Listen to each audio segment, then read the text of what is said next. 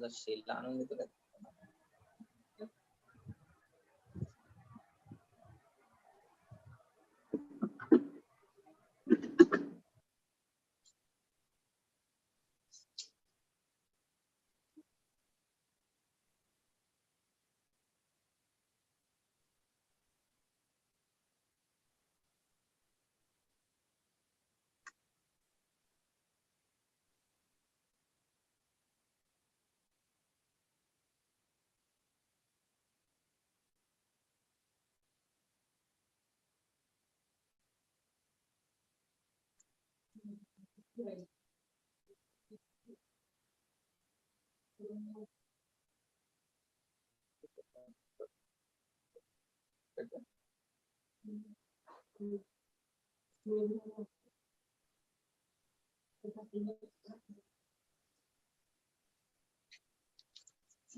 Right.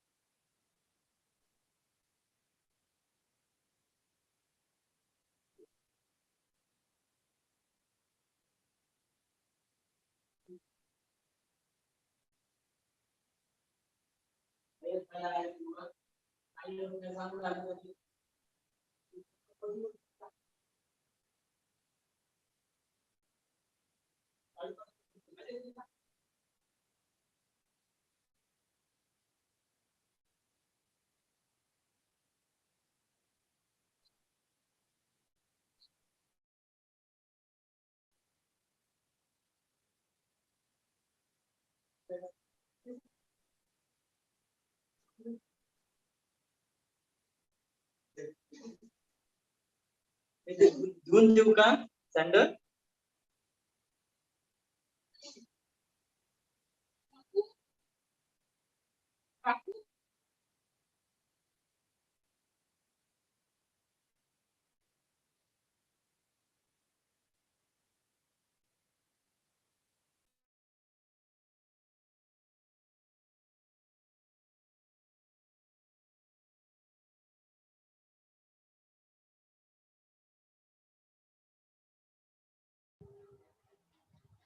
Amol, we can start now.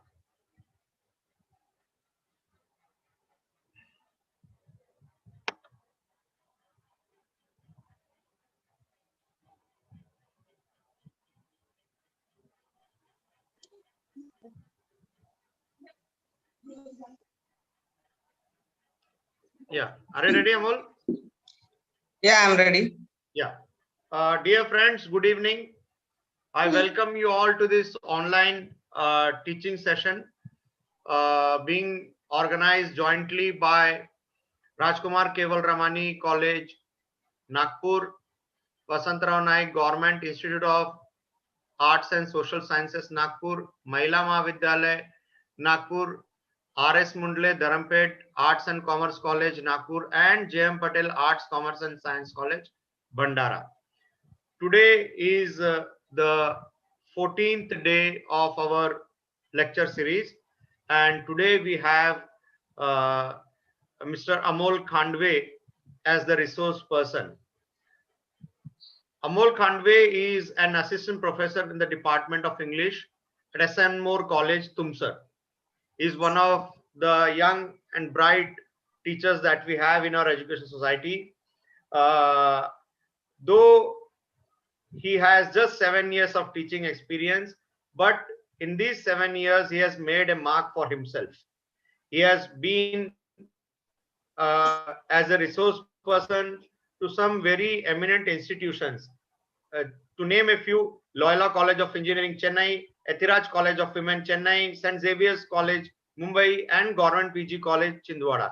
These are all the places where he has been as a resource person to deliver lectures. And today he will be delivering a lecture on literary terms, a very small but significant part of the BA second semester English literature syllabus. Amol, it's a privilege to have you with us, and I invite you to start your lecture. Thank you very much, sir. Thank you for this kind and generous introduction of mine. And at the outset, I must be grateful to all the organizers who have given me that opportunity to share some views and to interact with the students of literature. And that's a very good opportunity for me. As I have been told by Honorable Dr. Kapil Singhal sir, that I have to deal with the literary terms portion for which is prescribed for BA second year ELT. And as he asked me and I gave the immediate consent, sir knows and Karthik sir also knows that I'm not in good health condition to deliver, but since I have given the consent, the show must go on, and I'm there to be here or virtually online. I think the participants have not joined yet. They might be on YouTube channel. Let it be. They are on YouTube. Yeah. And here I am sharing the slide.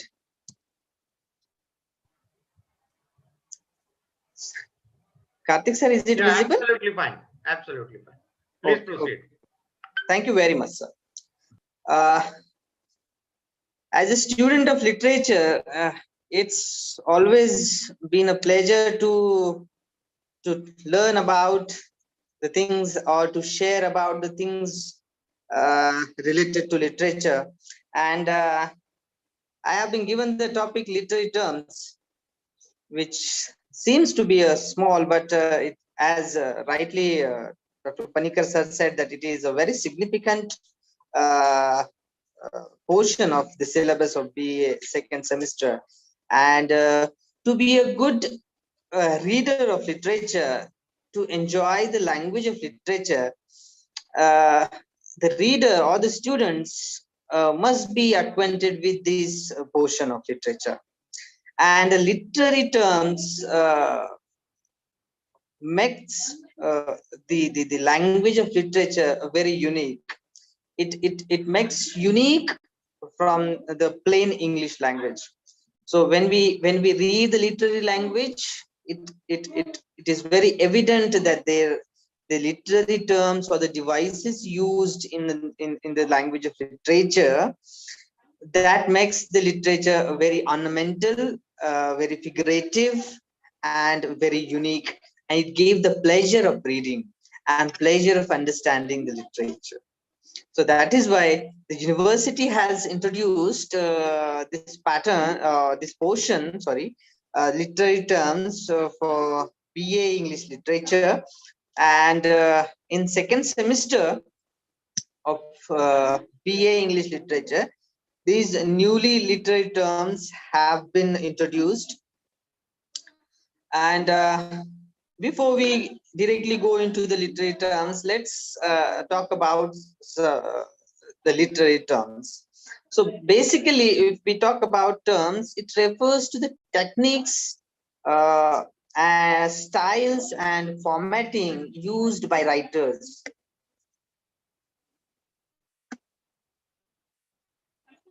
By writers and speakers to masterfully emphasize, embellish, or strengthen their composition. That is the definition of literary term that I have seen, and it is a powerful figurative language. What we call literary terms, and a wide range of applications means poet's beauty to speakers' persuasions to the novelist's story development. These are the area of application of literary terms, where the poets and the novelists use the literary terms in his writing. So the very first literary term that we have in our syllabus is exposition. Broadly, when we think about exposition, it is the literary device that is used to expose the background information, to introduce the background information about any event, any setting, or character, or other elements of work to the audience or reader. So it is the exposition, it is the introduction of the event or the setting. For example, when we watch the film, we always try to watch this film from the beginning, because most of the time we always discuss that once we miss the initial part of the film, it becomes very hard to understand the whole pattern, the whole story of the film.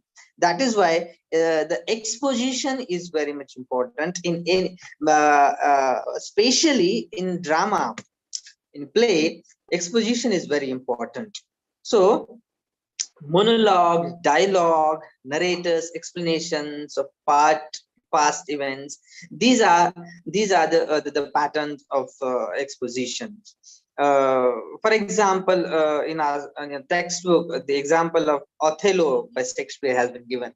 It is a very famous play by Shakespeare, and it has been screened, it has been adapted by Vishal Bharadwaj in a film called Omkara.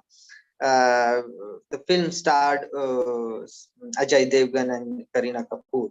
That film is the adaptation of the original play Othello by Shakespeare. In that play, that play it is actually a tragedy of doubt and suspicion. So Iago, who was the negative character in that play, that Iago has the opening argument with Rodrigo. So in that opening argument, the whole scene has been cleared, and the whole idea of the play has been made clear by this argument, and the whole audience is made to understand what the play is about. Okay, so that is the power of exposition. that gives you the initial introduction about the setting of the work of art, about the characters of the work of art, and about the event. So to understand any work of art, exposition gives a very important role, and therefore it is a very important literary device used by the dramatist and the novelist. And the exposition in this scene, in the opening scene of Othello, it plays the following roles. What are the roles played by the exposition, expository, introductory part? It explicates Iago's treacherous, spiteful, and scheming nature. So the nature of the character of Iago, he was very treacherous. He was very over ambitious. He did not like the image that Othello has received, and he was very spiteful and scheming. So he always wanted to, scheme. He always wanted to be treacherous in the whole course of the play. The main conflict of the play revealed here, that what will happen next. Okay, so in play or any novel, the plot is interweaving. The one event intervene with the next event, and that interweaving of events gives a rise to the next event, and therefore the main conflict of the play revealed here in the very first act of the play. And appearance is not always the same as reality. It shows that, means whatever is being is being shown on the play, on the stage, is not the reality. Means in on the stage it is shown that Iago and Othello, they are having good talking terms, but it is not reality. In reality, Iago had some different plans, and that plans have been exposed in that part, that the first act, that is called exposition. So this is how exposition works in any work of art. At the end of that act, audience is given some facts about Othello. What are these facts? That he is a respectable man, first. Means it is the information given about the character of Iago, and at the same time character of Othello. He had run away with Desdemona. Okay, so that was revealed in the opening act. And his great general, who is sought by Venice. So he was the great general. He was very courageous general, and who was sought by Venice. These are the basic information which helped audience to understand the whole setting of the play. So that is the importance of exposition in writing any play or any novel. The next literary term is very commonly used, that is hyperbole. Hyperbole is generally used in the poem. So it is a device, it is a term used for exaggeration or overstatement. So poet exaggerate his statement, or he makes overstatements to make the audience understand the magnitude of his feeling, where he is serious, where he is comic, and it is used to heighten the seriousness. जैसे कि हम हिंदी गाने सुनते हैं, तो गानों में भी वो हाइपरबोलिक एक्सप्रेशंस जो है,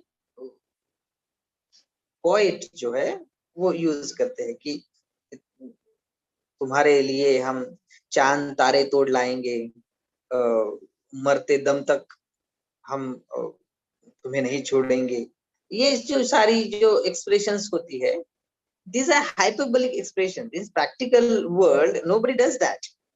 But to heighten the seriousness, to heighten the emotion, to heighten the feelings, these kind of expressions are used, and therefore hyperbolic expressions, hyperbole is very often used by poets. For example, Rape of the Lock is the poem written by like Alexander Pope. In that poem, he has written that soul through white curtain shot a tremorous ray and opened those eyes that must eclipse the day. Means it is used to describe the beauty of Belinda, whose eyes, whose beauty has been compared with the eclipse of the day. So in this kind of expressions are used. The next term that is used is hyperbatten. Hyperbatten is a figure of speech in which the typical natural order of words is changed as certain words are moved out of order. So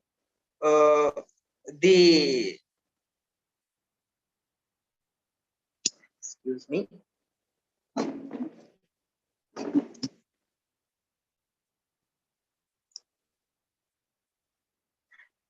Yes.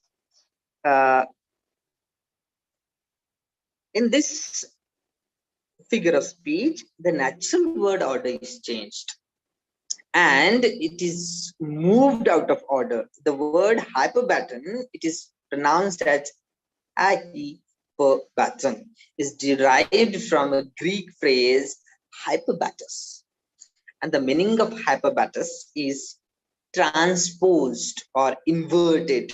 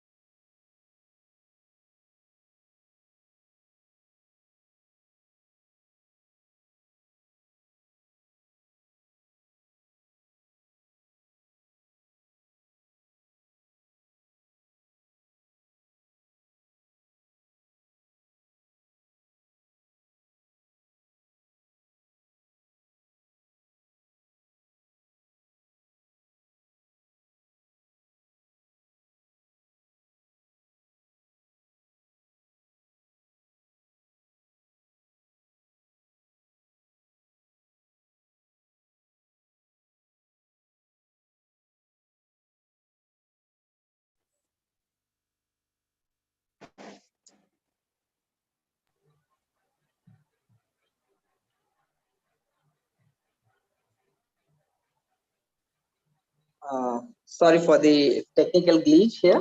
I think the network was weak over here. Am I audible, sir? Am I audible? Yeah, yeah. Okay, fine. So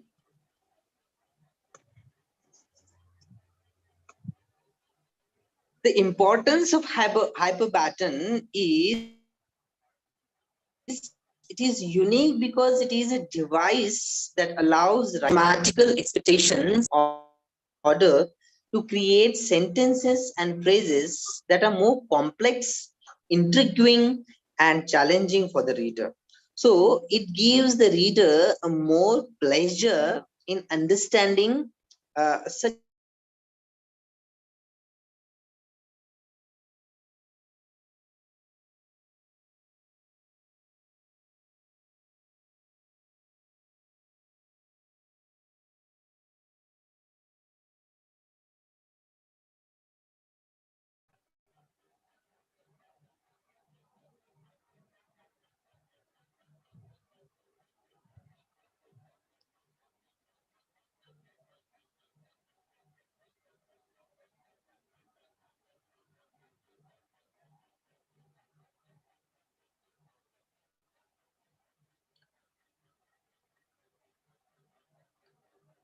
Amol, your audio is missing. You will have to unmute yourself.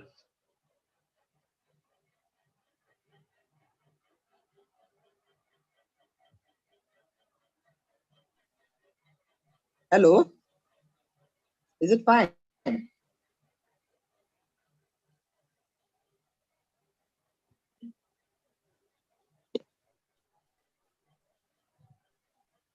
Is it fine, sir?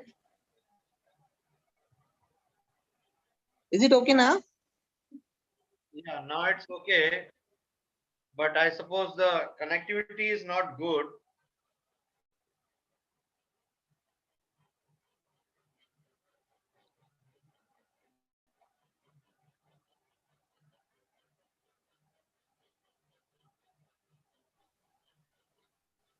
Is it fine, sir?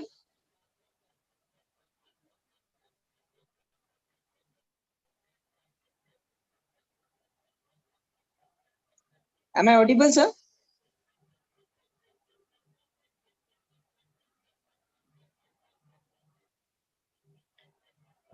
Hello? Yeah, can you share your screen now, Amol? I'm sharing the screen, sir.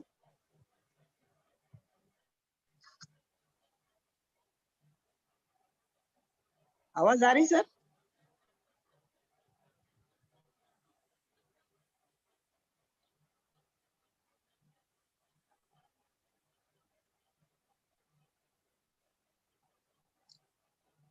Can you do one thing, sir?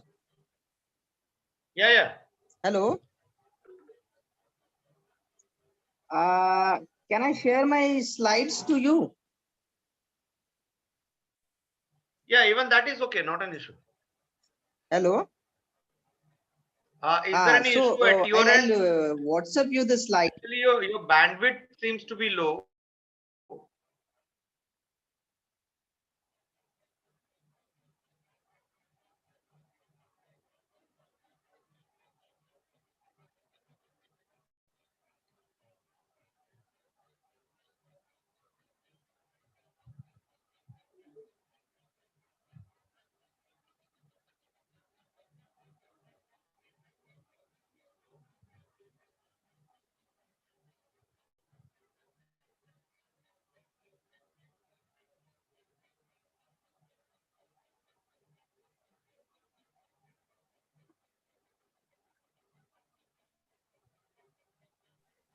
Hello?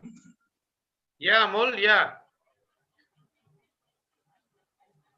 आवाज आ रही sir? हाँ, अभी आवाज आ रही है. हाँ. So I have sent you the slides. On my WhatsApp, is it?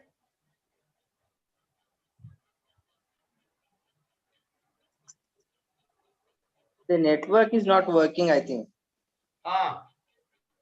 There is an issue with your network. Are you doing this? Must be.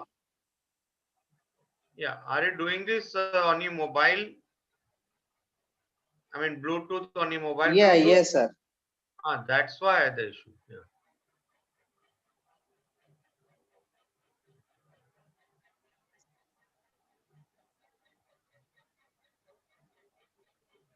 I'm trying to connect through my mobile. Yeah, yeah. No issues. Did you receive the slides? No, have you sent? Have you sent it to me on my mobile or what? WhatsApp? On your WhatsApp, sir. I haven't got it.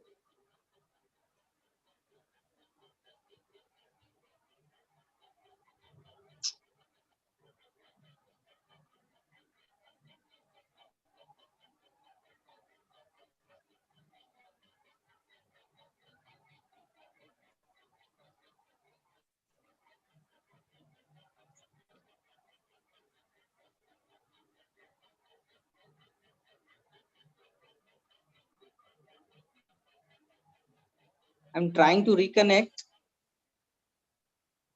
Uh-huh. No problem, you know. Which network are you using? Idea? Vodafone Idea. Yeah. And there are bound to be problems. Actually, it was good till now. Yeah, yeah. Don't know. Yeah. Try reconnecting. When adversities come, it comes in They come in huge numbers, but groups.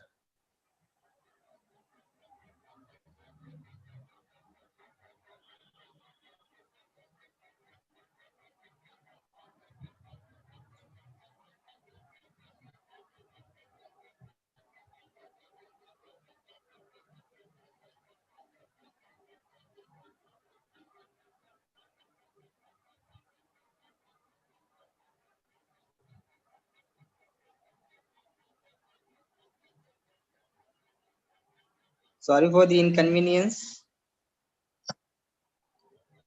no, we'll have to learn to live with these technical glitches.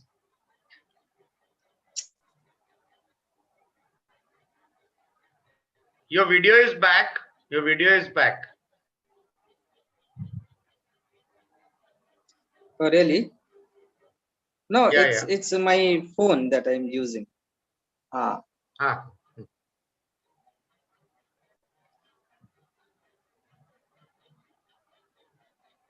actually, on phone I cannot share the screen. That is why I have to use my laptop.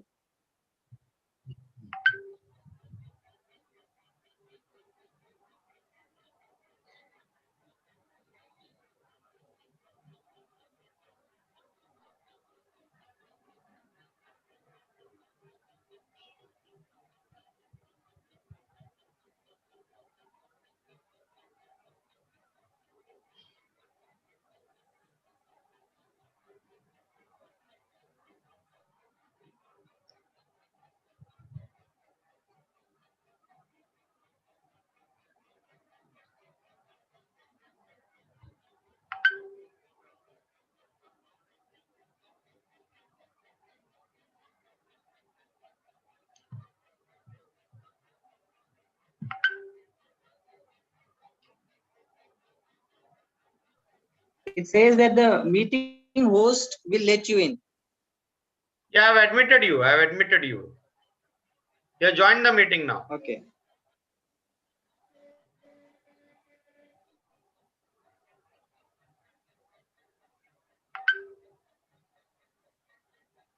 Yeah, it's fine now.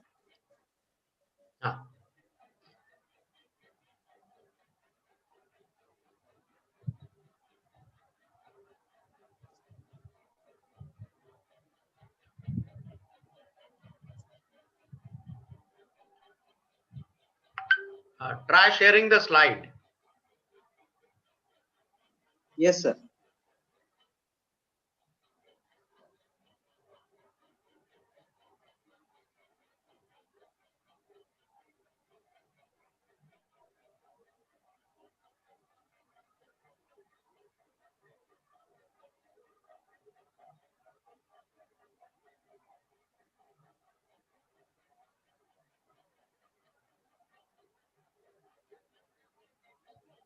Is it visible now? The screen is not visible. The slideshow is not visible.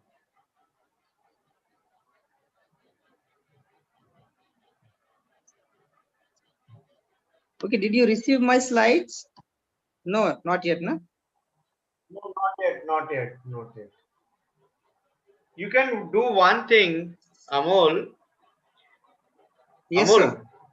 you can do one thing. Yes, sir. You can keep your video on and see the slides and keep explaining. Even that would do, I suppose. Okay, without Will that help sharing, you? shall I explain? No, you can explain. I mean, keep your video on, connect yourself to the mobile. I mean, connect Okay. your video mobile. Okay. Fine then. I'll keep explaining. Okay. Yeah. In case I get it, I'll start the slideshow at my end because I haven't received the slideshow.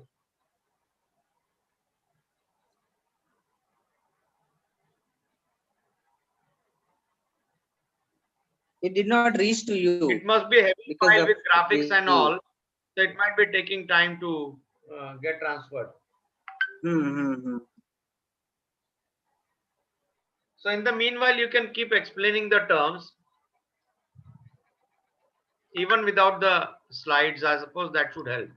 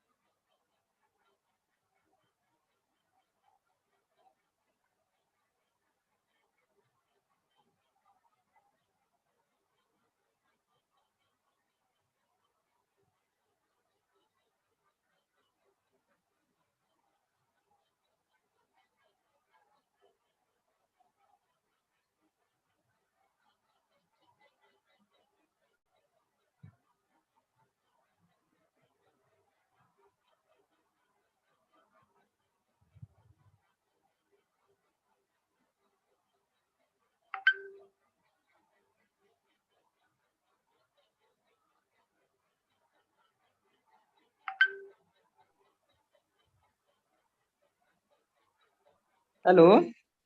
Yeah, Amol. आवाज आ रही है sir? I've just got your slides. Yeah, just a minute. Okay. Let me see if I can. So what I do, I can keep explaining. Okay. Yeah.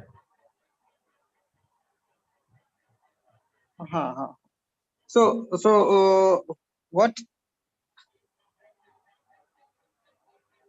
what I was talking about is the importance of hyperbatten. Why hyperbatten is important literary device. It is unique because it is a device that allows writer to bypass typical grammatical expectations. And when the reader immediately or suddenly come across the changed or different unexpected word order, it is more complex, intriguing, and challenging for the reader. And when the reader tries to understand the meaning after getting the changed word order, it gives him the more pleasure of understanding the text. So this can be as complicated as a sentence entirely rewritten and jumbled, or as simple as the movement of an adjective or a noun. So deliberately, the writer. Good. Thank you, sir. Thank you very much. Yeah, just tell me when to get the next slide. Slide number 12, I think. Sorry, Yeah. 8. Yeah, the Slide number importance of 8. hyperbatten you're talking of. Yes, The yes, yes, importance yes. of hyperbatten. Yes, thank you. Thank you, sir. Yeah, please continue. So I was talking about the importance of hyperbatten.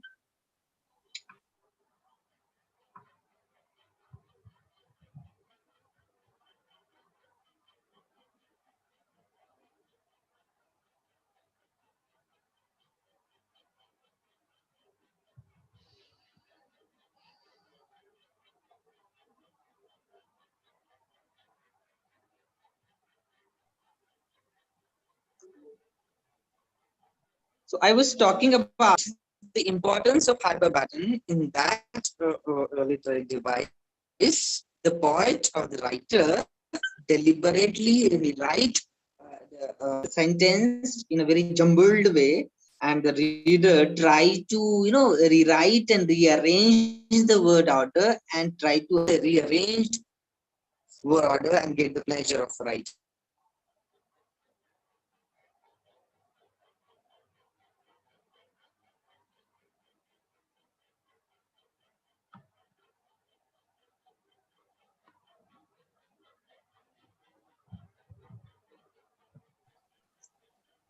Idiom is a very common literary device that we use. Yes, it is a phrase or expression which takes on figurative meaning different from literal meaning of the word. So most of the time, we understand the literal, denotative, the primary surface meaning of the sentences. But this is the beauty of language. This is the beauty of literary language.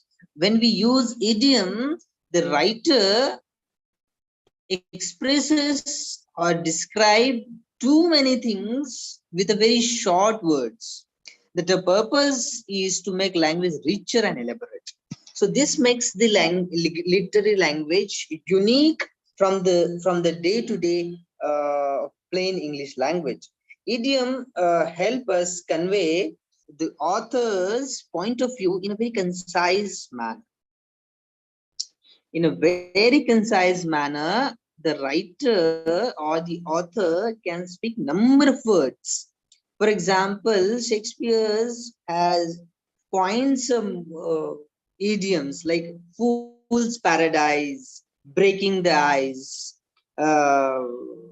Someone said the Rome was not built in a day, or it is not my cup of tea. So when we say it is not my cup of tea, we are not talking about the literal cup or literal tea. It is not my cup of tea means it is not my work. It is out of my interest. That is called it's none of it is not my cup of tea. So there are number of idioms. There are number of idioms which describe the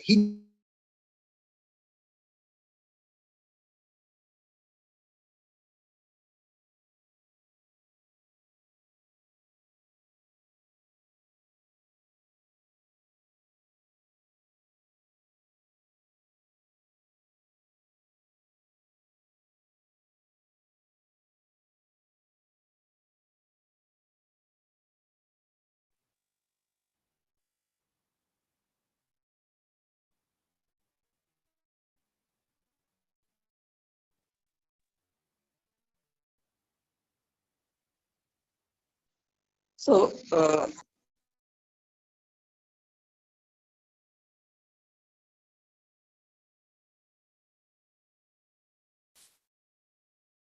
the next is imagery. Imagery is the core of poetry. If you want to be a good reader of poetry, if you want to enjoy the language of poetry, if you want to enjoy the overall poetry, imagery plays a very important role in that. The good poet is known by the capacity of his writing imagery poem. So his pictures in person's mind. So when the reader of poetry, when read the poem, when he reads the line, immediately after reading or while reading, it creates picture in his mind. So that is the power of the poet of writing poetry. So poets use words to help us see the things. Means we can actually see the things while reading it. So this is vivid visual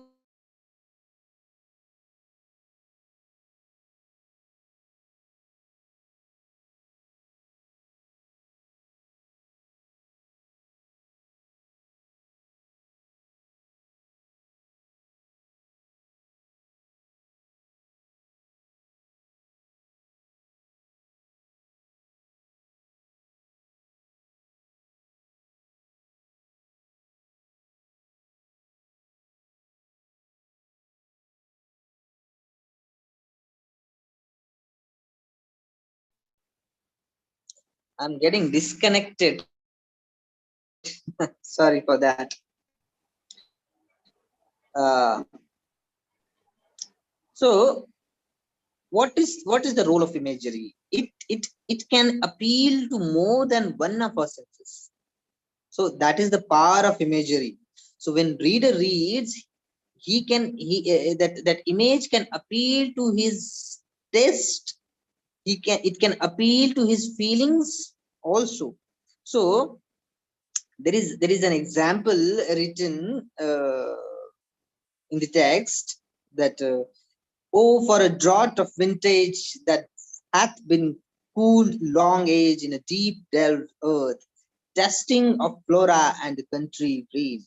So in this poem, the poet wants to have that old drink, that old wine, and he wants to be unseen in the world, and he wants to be detached from the world. So this is the sense of the senses of our test is being written in that line. So this is the power of a writing, that you can feel the taste while reading. Okay, you not only feel the you not only sense the feeling, but you can also sense the taste while reading it. So that is what imagery is used.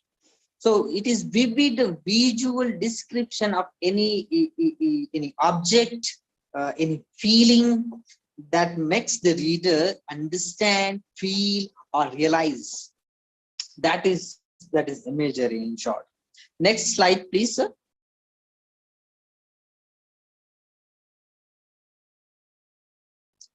Next slide. Next is Laureate, and it is a very common and famous word. We generally talk about Nobel laureate. So what is laureate? Why we are called Nobel laureate? So this word actually comes from a Greek word. The Greek word was laurel, and laurel was a kind of tree. It was actually the name of tree whose leaves are used to crown or honor the poets or the heroes. In those days, the poets of high creativity, they were honored by the crown made by the the leaves of that tree, the laurel tree. And that is why laureate is someone who is honored for his outstanding creative or intellectual achievement. So having that crown is an honor given by the authority.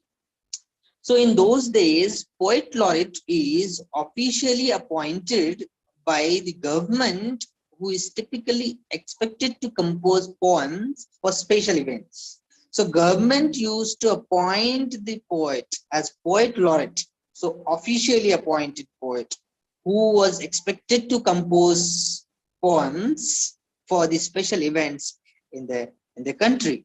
And there were few names who were poet laureate in those days. Petrarch, who is known for his sonnets, Petrarchan sonnets.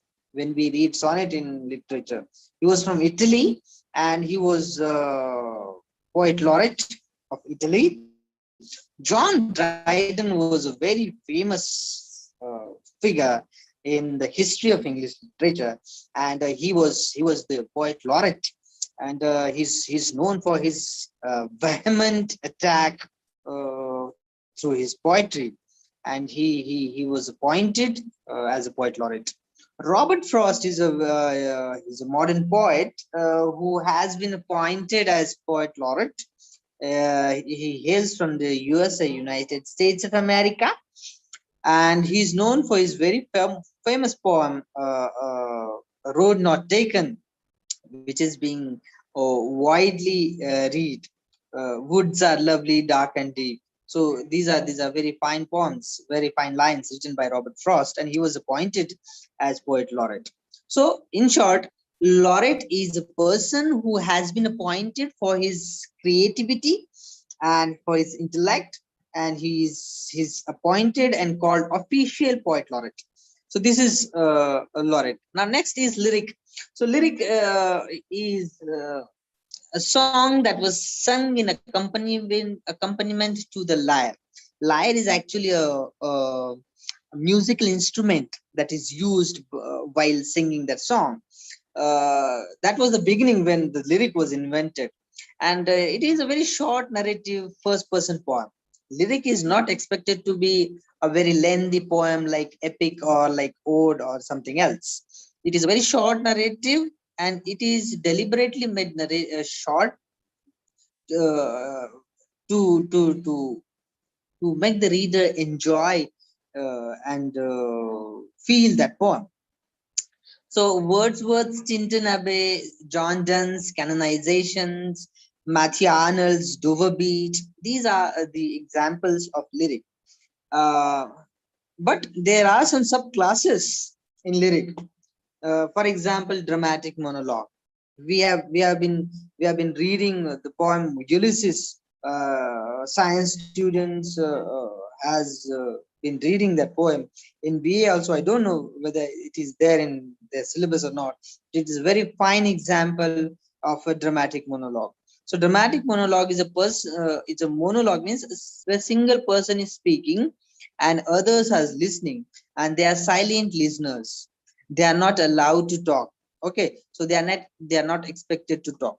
So when single person is talking, he's sharing his expressions, he's speaking his mind. That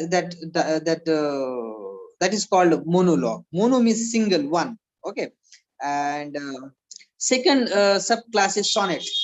Sonnet, that is a very famous genre that we can see, where it is a 14-line poems. It is a 14-line poems. Okay, and in this poem there are two parts, two stanzas, octave and sestate, heroic couplet. This is the pattern of sonnet, and Shakespeare has written number of sonnets to the Dark Lady. The students of literature, they know, and you must know the Shakespearean sonnet, Petrarchan sonnet. Then Elegy also a very significant poetic type. In that this poem Elegy is written for the lamentation or for the loss of someone who is near and dear one. And of course the last is ode. uh, we can have so many ode to nightingale, ode to the west wind. These are some famous odes in history of poetry. So this is lyric in short. I hope you have understood. The next slide, sir, please. There are three parts of lyric. Structurally, it has been divided into three parts. The first is in the first part, the poet states his emotion or the subject matter, what the poem is about. What is the first state of his emotion? What poet wants to, which emotion he wants to convey? That has been described and that has been mentioned in the very first part of the lyric. And in the second part, in second part, the main body of the poem has been shown, and it is the development of that first emotion. I mean, in the first part, the emotion is introduced, and in the second part, the that emotion takes the development. Okay. And the poet goes on developing that single emotion, and that subject matter. So that is the second part. And the third part, in the last part, the poet, after having pondering over the subject matter, he comes to his the conclusion. And at this last part, it is a very fine, the poet wants to find the balance and reaches to the conclusion. Okay. So finally he wants to reach to the conclusion, what poet wants to conclude. And the poem may end with smile or a sigh, and in the conclusion, it might end with smile. Okay. For example, if the poet is writing an elegy, he writes about the first thought of elegy, what to whom he is about whom he is lamenting, and next he goes on explaining the course of life, the seriousness of life, and at the end he concludes. So this is what the lyric is. The next is malapropism. Malapropism is a very rare literary device to use, but it is a very comic and humorous literary device that makes the makes the reader laugh, and the reader enjoys literary device. Actually, the word malapropism is it's actually it is an act of using an incorrect word in place of word with similar sound. The speaker wants to speak something, but he utters something else. Okay, so it's nonsensical and humorous utterances.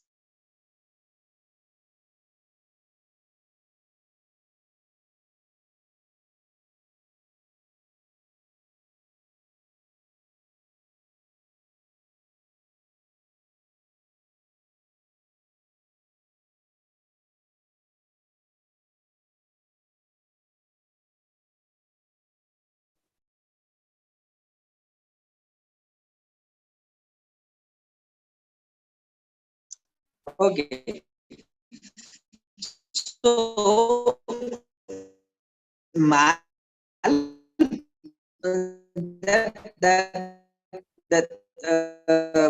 this word malapropism comes from the character Mrs. Malaprop. Actually, it was a play called The Rival Harridan, and in that play, there was a character who has the habit of uttering some different word rather than uttering some very nonsensical and humorous humor in the play. So, and it became the literary device. So, to create humor, to we have read the comedy of error and a comedy of manners. So it is the comedy of uttering the different words.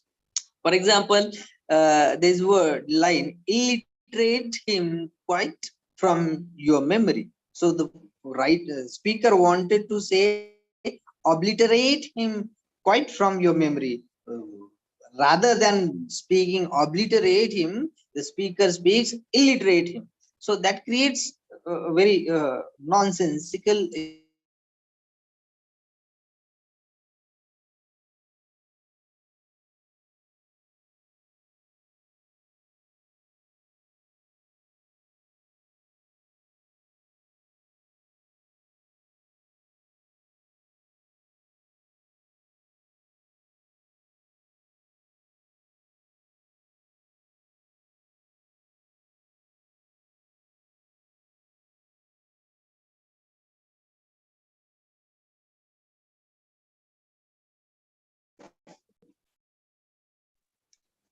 so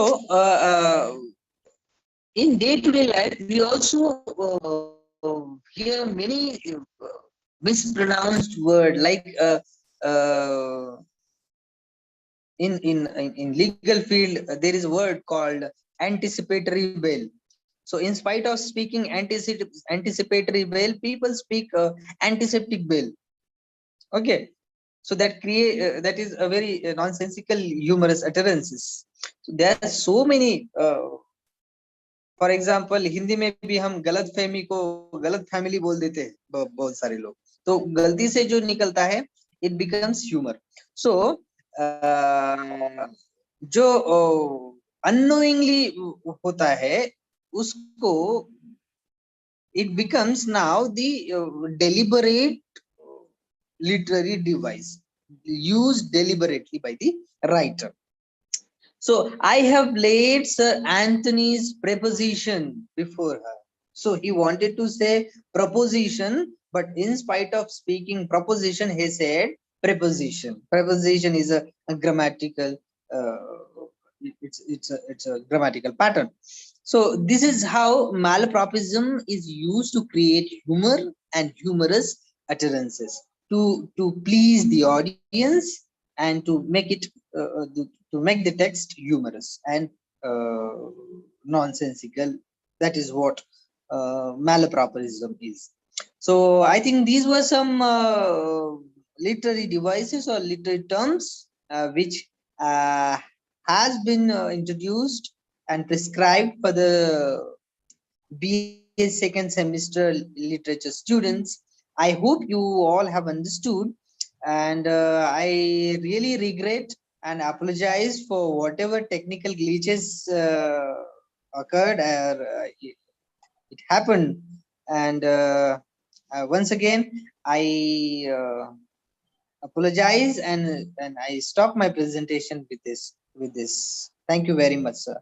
Thank you very much, Karthik sir, for cooperating me in this presentation. Thank you, sir. Amol, Over to you.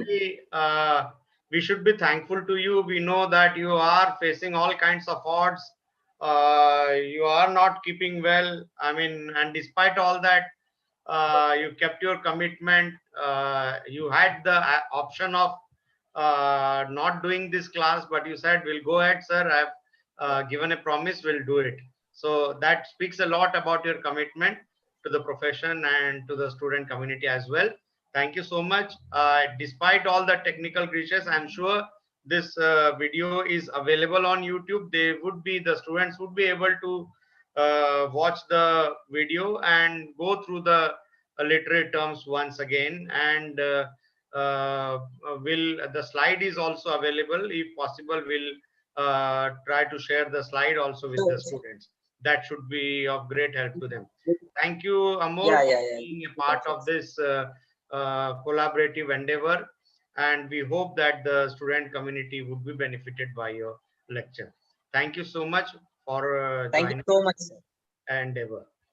Thank you. Thank you so much, sir. It was a wonderful opportunity for me to update myself.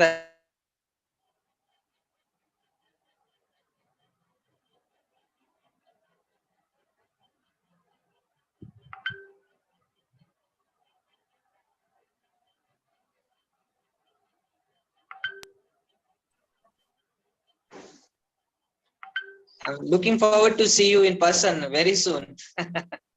Thank you. Thank you. So I'm closing Okay, it. I'm closing it from my end. Okay, sir. Thank you. Thank you. Have a great time.